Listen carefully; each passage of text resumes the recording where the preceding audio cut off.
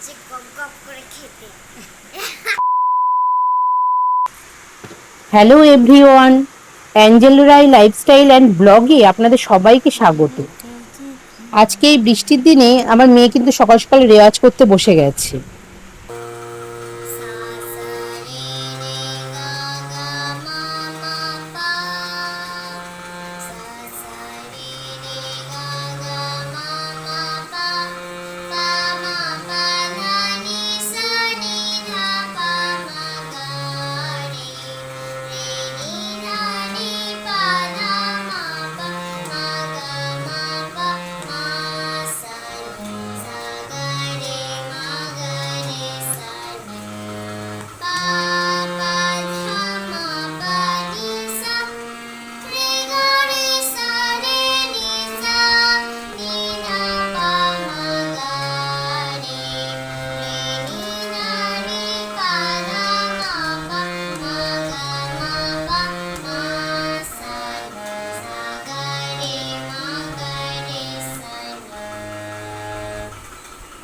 আজকে এত বৃষ্টি হচ্ছে যে কোথাও বেরোনোর না থাকলে দুপুরের মেনু কিন্তু খিচুড়িই করতাম, কিন্তু কি আর করব বলো, বাধ্যতামূলক যেতেই হচ্ছে।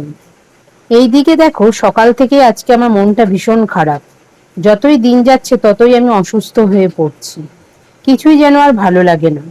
তার মধ্যে বাড়ির বাইরে কোথাও যাওয়ার কথা শুনলেই যেন আরো শরীর খারাপ হয়ে যায়। যাই হোক, প্রেগনেন্সি জার্নিটা প্রতিটা হবু মায়ের জন্যই একটা ম্যাজিক্যাল জার্নি। আর এর মধ্যে মোস্ট এক্সাইটিং পার্ট কোনটা বলো তো? ওই যে ফিফথ মান্থে অ্যানামালি স্ক্যানের ডেট যত এগিয়ে আসে, পেটে লাথি মারার সাথে সাথে আমাদের মনের মধ্যেও লাফালাফি শুরু হয়ে যায় যে আসতে চলেছে সে ছেলে হবে নাকি মেয়ে হবে। আজ এই ভিডিওতে আমি শেয়ার করব আমার অ্যানামালি স্ক্যানের অভিজ্ঞতা, আর সেই সাথে আমার স্ক্যান রিপোর্ট দেখে কি বুঝতে পেরেছি সেইটাও শেয়ার করব। তোমরা তো জানোই, প্রেগনেন্সির 18 থেকে 22 সপ্তাহের মধ্যে এই অ্যানামালি স্ক্যানটা করতেই হয়, কারণ এই স্ক্যানেই দেখা যায় বেবির হাত পা ব্রেন হার্ট সব ঠিকঠাক আছে কিনা। এইবার বলি আমি কিভাবে জানতে পারলাম আমার বয় হবে না গার্ল হবে। প্রথমেই বলি, যারা প্রথমবার মা হয় তাদের কিন্তু ছেলে বা মেয়ে নিয়ে কোনো চাহিদা থাকে না, কিন্তু যারা দ্বিতীয়বার মা হয় তাদের ক্ষেত্রে চাহিদা থাকবে, এটা স্বাভাবিক। আমরা কিন্তু আমাদের মেয়েকে ভীষণ ভালোবাসি। আর আরেকটা কি কথা জানো তো, যে যার প্রথম বাচ্চা মেয়ে হয় তার দ্বিতীয় বাচ্চাটা মেয়েই হয়, আর ছেলে হলে পর পরবর্তী সময় ছেলেই হয়। তো সেই ক্ষেত্রে আমি জানি যে আমার মেয়েই হবে। অনেকেই আমায় জিজ্ঞাসা করো যে দিদি, স্ক্যান রিপোর্ট দেখে কি জেন্ডার বোঝা যায়? দেখো বন্ধুরা, আমাদের দেশে তো লিঙ্গ নির্ধারণ করা আইনত অপরাধ, তাই ডাক্তাররা কখনো মুখে বলবেন না। আর ইউটিউব বা ফেসবুকে অনেকে বলে শুনতে পাই যে বেবির হার্টবিট দেখে নাকি এটা সেটা বোঝা যায়। এগুলো সব জাস্ট মুখের কথা। আসল ব্যাপার হলো, ছেলে হোক বা মেয়ে দুটোই সমান সুন্দর। ভগবান আমাদের কোল যেভাবে ভরুক না কেন, সেটাই আমাদের কাছে পৃথিবীর সবচেয়ে বড় পাওয়া। অ্যানামালি স্ক্যান তো আমরা করিয়েই নিই, কিন্তু ওই রিপোর্টের মধ্যে যে দুটি শব্দ নিয়ে মায়েরা কনফিউজড হয়ে যায়, তা হলো অ্যান্টেরিয়র আর পোস্টেরিয়র। অ্যান্টেরিয়র হচ্ছে জরায়ুর সামনের দিক, অর্থাৎ আমাদের পেটের পেছন দিকে প্লাসেন্টা আটকে যায়। আর পোস্টেরিয়র হচ্ছে জরায়ুর পেছন দিকে অবস্থান করে। এবার এখানে একটা মজার কথা বলি, অনেকে বলেন অ্যান্টেরিয়র হলে ছেলে হয় আর পোস্টেরিয়র হলে নাকি মেয়ে হয়। আমি বলছি এটা সম্পূর্ণ মিথ্যে ও ভুল কথা। তার কারণ, আমার মেয়ে হওয়ার সময় প্লাসেন্টা কিন্তু অ্যান্টেরিয়র ছিল। তো সেদিক থেকে দেখতে গেলে তাহলে তো আমার ছেলে হওয়ার কথা ছিল, তাই নয় কি? কিন্তু আমার মেয়ে হয়েছে। আর তার জন্য কিন্তু আমি একটুও দুঃখিত বা কোনো কারণে কষ্ট পেয়েছি সেটা কিন্তু নয়। আমি কিন্তু ভীষণ হ্যাপি যে আমার একটা মেয়ে হয়েছে। আমি নিজে দেখেছি ছেলেরা বাবা মাকে কতটা সম্মান করে, আর সেই তুলনায় মেয়েরা কিন্তু বাবা মায়ের কথার বাধ্যই হয়। আর বুড়ো বয়সে আর যাই হোক না কেন, কষ্টটা ওরা দেবে না। দেখো আমরা যেখানে এসেছি, সবাই এই রাস্তাটা দিয়ে দেখো সব বাবার মাথায় জল ঢালতে আছে, যেহেতু এটা শ্রাবণ মাস।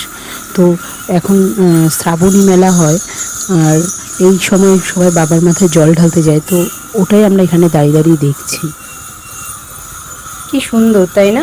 আমারও ইচ্ছে আছে বাবার মাথায় এভাবে পায়ে হেঁটে জল ঢালতে যাওয়ার। যাই না, আমি কখনো যাইনি তো তারকেশ্বর বাবা মাথায় জল ঢালতে। আশাটা কোনোদিনও পূরণ হবে কিনা সেটাও আমি জানি না, কারণ আমার কপালটা তো প্রচুর খারাপ।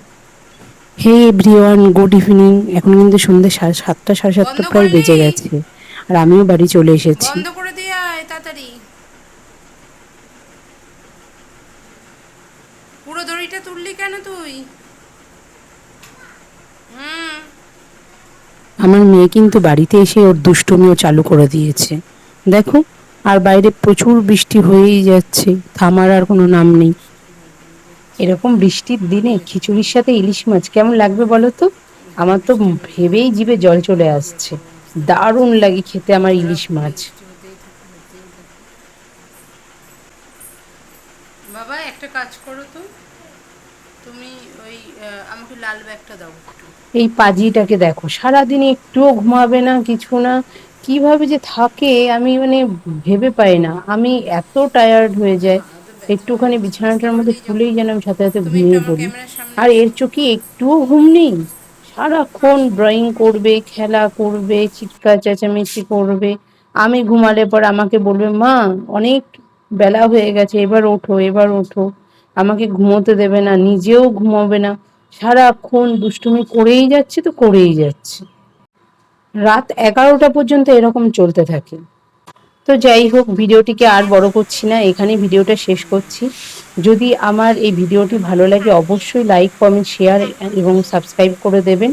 আর যদি এই ব্যাপারে কোনো রকম কোনো কোশ্চেন থাকে অবশ্যই কমেন্টে জানাবেন, আমি অবশ্যই রিপ্লাই দেব।